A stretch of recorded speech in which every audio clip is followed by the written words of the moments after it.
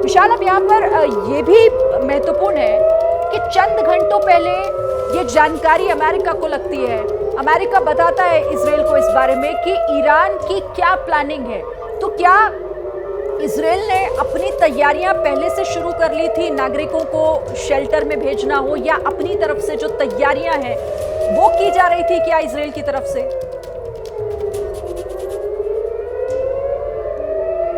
ही Israel ने अपने इलाकों में खास तैयारियां कर रखी थी, खासतौर पर अपने नागरिकों की सुरक्षा को लेकर। और यही वजह है कि इजराइल में तमाम गाइडलाइंस जारी की गई थी लोगों के लिए कि वो बंकर्स के आसपास रहें। जैसे ही सायरन बजता है वो बंकर्स में जाकर शरण ले, और इसके अलावा खुले में ना घूमने की हिदायत यहां पर दी गई थी। और उत्तरी इजराइल में तो स्कूल भी बंद करा दिए गए थे, कई ऑफिस को भी बंद कराने के निर्देश दिए गए थे। लेकिन अब ईरान ने जो अब हमला किया है, इसके बाद एक नई गाइडलाइन सामने आने की संभावना है। और इजराइल की तरफ से इस बात की पूरी तैयारी रही थी कि ईरान हमला जरूर कर सकता है, और यही वजह है कि उसने समय रहते नागरिकों को सतर्क रहने और बंकर के आसपास रहने की हिदायत दी थी। और अब तक इजराइल के ऊपर ईरान की तरफ से जो हमला किया गया है, इसमें किसी के भी जानमाल के नुकसान की खबर सामने अब तक नहीं आई है। और यहां पर इजराइल फिलहाल आगे की रणनीति तय कर रहा है कि अब ईरान को किस तरह से इजराइल जवाब देगा। लेकिन फिलहाल जो इजरायली नागरिक है, चाहे वो तेल अवीव से लेकर हम उत्तरी इजराइल में हाइफा शहर से लेकर चाहे मेटुला तक की बात करें, या फिर दक्षिणी इजराइल के हम इलाकों की बात करें, जो इलाके हैं, हर तरफ यहाँ इजराइल की तरफ से अलर्ट जारी किया गया है। लोगों से बहुत सावधान रहने की अपील की गई है। इस बात की भी अपील की गई है कि वो अनावश्यक रूप से घरों से बाहर ना निकले और घर में भी अपने बंकर्स के आसपास रहे। और जो गाइडलाइन यहाँ पर इजराइल के होम फ्रंट की तरफ से जारी की गई है, उसका अक्षरशः पालन किया जाए, इसकी जानकारी आईडीएफ की तरफ से लोगों को दी गई है।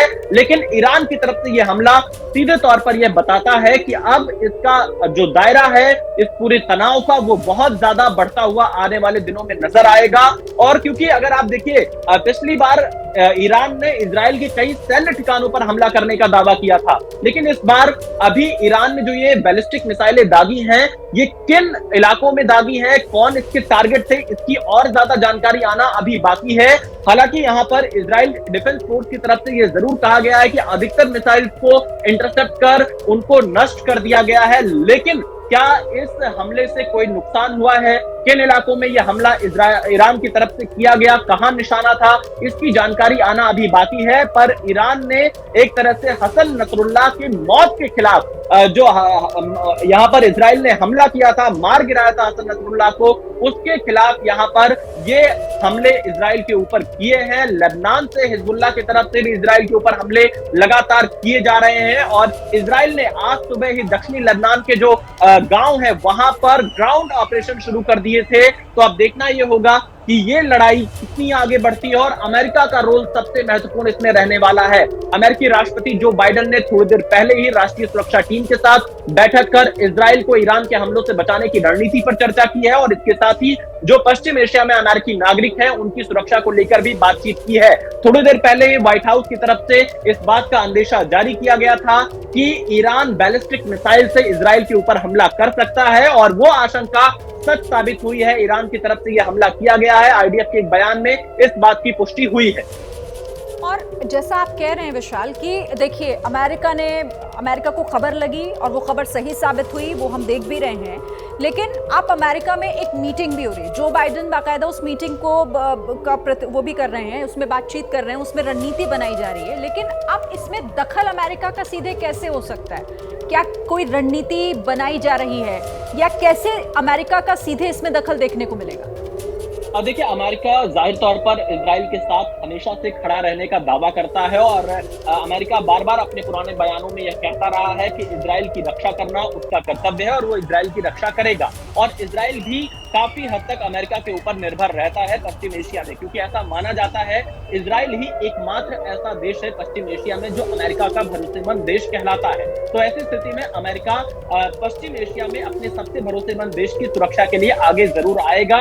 एक्सपर्ट्स का यह मानना हमेशा से रहा है, और यही वजह है कि पिछले साल 7 अक्टूबर को जब हमास ने हमला किया था, उसके बाद से मिडिल ईस्ट में अपने जंगी बेड़े को भी अमेरिका ने अलर्ट पर रख दिया था, अमेरिका ने उतार दिया था और अमेरिका बार-बार ये कहता है कि इजराइल की रक्षा वो करेगा। ईरान के खिलाफ अमेरिका हमेशा से रहा है, लेकिन अगर हम अमेरिका की भूमिका 7 अक्टूबर 2023 से आज 1 अक्टूबर 2024 तक देखें तो हमास के हमले और इजराइल के हमले के बीच अमेरिका ने कई बार कतर और मिस्र के माध्यम से मध्यस्थता का प्रयास भी किया था, लेकिन वो मध्यस्थता अब तक सफल नहीं हो पाई है क्योंकि आज भी बड़ी संख्या में बंधक हमास के कब्जे में हैं, जो इजरायली नागरिक हैं, कई विदेशी नागरिक भी हैं और इन्हीं सब के बीच में लेबनान में हिजबुल्लाह की तरफ से भी इजराइल पर हमले किए गए और जब इजराइल ने हसन नसरुल्लाह को मार गिराया तो उसके बाद अमेरिका ने यह कहा था कि हसन नसरुल्लाह को मारे जाना एक अच्छा संकेत है क्योंकि हसन नसरुल्लाह ने सैकड़ों अमेरिकियों की भी जान ली थी। यानी लेबनान में जो एयर स्ट्राइक इजराइल की तरफ से की गई थी हिजबुल्लाह के ठिकानों पर, उसका समर्थन भी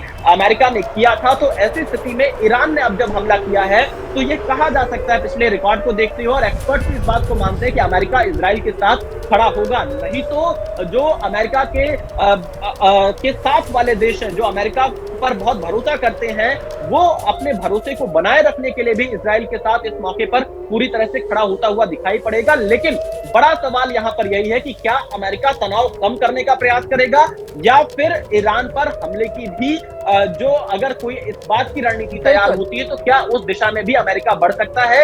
ये दो अहम सवाल हैं जिसका इंतजार अभी करना होगा। बहुत महत्वपूर्ण बात आपने कही है विशाल कि अब देखना होगा कि इसमें अमेरिका का दखल क्या होता है, इजराइल की अब आगे की रणनीति क्या होती है। अब इसमें तनाव तो देखिए बढ़ेगा, ये तो तय है, लेकिन किस हद तक बढ़ेगा, इसका दायरा अभी क्या हो सकता है, इसके लिए थोड़ा इंतजार जरूर करना होगा। लेकिन तस्वीरें दिखा रहे हैं हम किस तरह का माहौल, किस तरीके की अफरा तफरी, कैसी दहशत आप ये सायरन सुनकर ही उसे महसूस कर सकते हैं, जो लोगों को आगाह कर रही है कि खतरा कभी भी कहीं से भी आ सकता है। ऐसे में वो बम शेल्टर में भेजा गया है उनको। पूरे इजराइल में इस वक्त अलर्ट जारी कर दिया गया है, पूरे इजराइल में अलर्ट है, पूरे इजराइल में साफ सायरन की आवाजों को सुना जा सकता है और ये सायरन लोगों को आगाह करने के लिए, अलर्ट करने के लिए बाइडेन ने भी सुरक्षा टीम के साथ बैठक की है। अमेरिका भी पूरी तरह से एक्टिव दिखाई दे रहा है। इजराइल को मदद देने पर बाइडेन की चर्चा है। पहले ही अमेरिका की तरफ से ये साफ कर दिया गया है कि वो किसी भी मुसीबत में इजराइल के साथ खड़ा है, उसकी मदद करेगा।